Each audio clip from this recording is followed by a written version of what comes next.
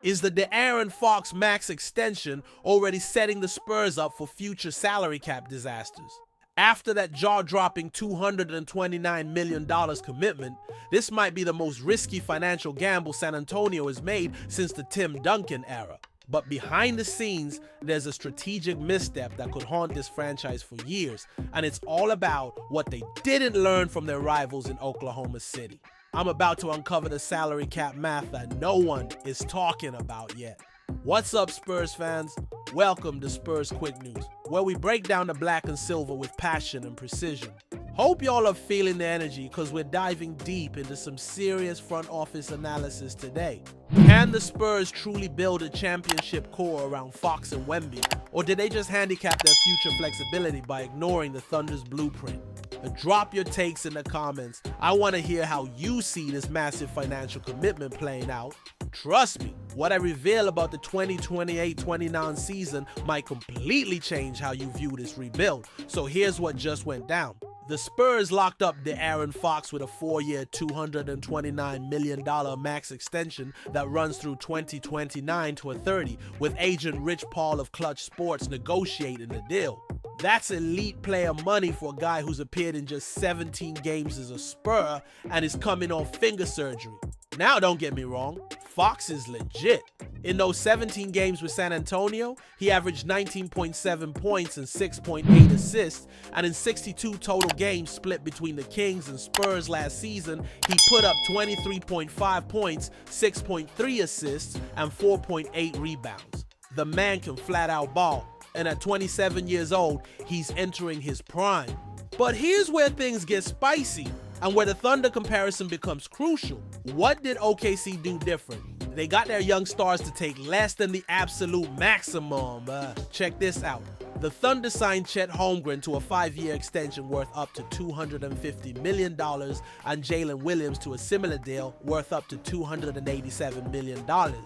Here's the kicker though. Holmgren potentially left money on the table by not demanding the full Rose rule bump from 25% to 30% of the cap, which could have saved the Thunder significant money in their luxury tax calculations. What does that mean for the Spurs? They're about to find out why every dollar matters when you're building around a supermax player. Are you starting to see the chess game here? Because the Thunder are playing 4D chess while the Spurs might be playing checkers. Hit that like button if you're seeing the bigger picture. And let me know in the comments if you think San Antonio made the right call. By 2028-29, here's the financial reality check that should have Spurs fans sweating. You've got Fox on that $229 million max deal, Victor Wembanyama on his inevitable supermax contract, Devin Vassell making $27 million annually, and potential extensions for Jeremy Sochan and rookie Dylan Harper still to come. We're talking about potentially $200+ million committed to just 5 players. Compare that to Oklahoma City's approach.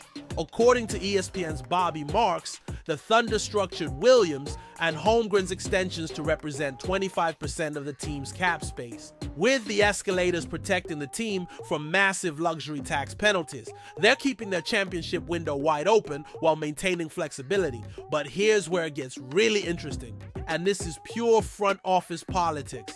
The original text suggests this Fox deal might be about more than just basketball. We're talking about building a relationship with Rich Paul and Klutch Sports, the agency that represents LeBron James and dozens of NBA superstars. Sometimes you pay extra for access to that network. The question becomes, was that $229 million about securing Fox, or was it about securing future Klutch clients? Smart business or expensive gamble? Don't forget to subscribe and hit that notification bell, because we're just getting started with this salary cap deep dive. Here's the truth that'll determine if this extension looks genius or disastrous in 3 years.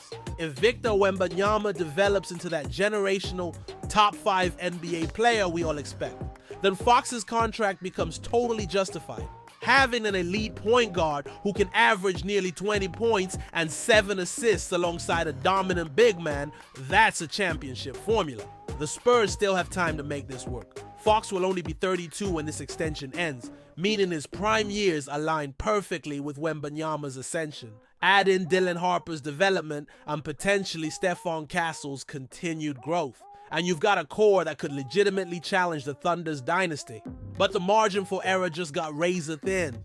Every future signing, every extension, every trade has to be calculated with this massive Fox commitment in mind. The Thunder bought themselves flexibility. The Spurs bought themselves pressure. Will it pay off? That depends entirely on whether Wembanyama becomes the player we think he can be, and whether Fox can stay healthy and productive through his early 30s. What do you think? Oh, Spurs Nation? Did we just witness championship level commitment or salary cap suicide? Drop your predictions below. If you got value from this financial breakdown, hit that like button and share this with another Spurs fan who needs to understand what this extension really means for our future. Subscribe and turn on the bell so you never miss our analysis during this critical era of Spurs basketball. This Fox deal will define the next 5 years of Spurs basketball, for better or worse. Until next time, stay silver and black, stay sharp. Peace.